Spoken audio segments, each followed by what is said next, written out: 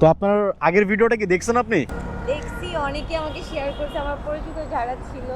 আমাকে অনেকে কিন্তু কমেন্ট করছে যে আপু আসলে কি করে, কি কাজ করে, এটা জানতে চাইছে অনেকে। আমি তো আসলে ওইভাবে বলতে পারি না কাউকে, কারণ আমিও ক্লিয়ার জানতাম না যে আপনি আসলে কি করেন, এখন জানলাম। করি আর কি, ছোটোখাটো। আমি মিডিয়াতে কাজ করি, সেটা হচ্ছে নাটক, মিউজিক ভিডিও, শর্ট ফিল্ম, এসবে কাজ করি আর কি। আচ্ছা, অনেক বড় কিছু না, ছোট্ট।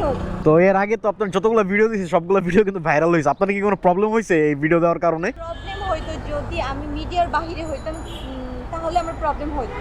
আর যেহেতু মিডিয়াতে আছি, আমার প্রবলেম নাই।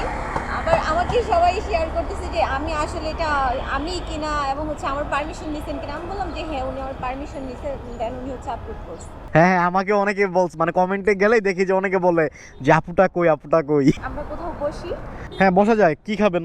চলেন কিছু একটা খাই। ঠিক আছে, চলেন। আপনার সাথে তো আর আমার হচ্ছে অনেকদিন দেখা হয় না।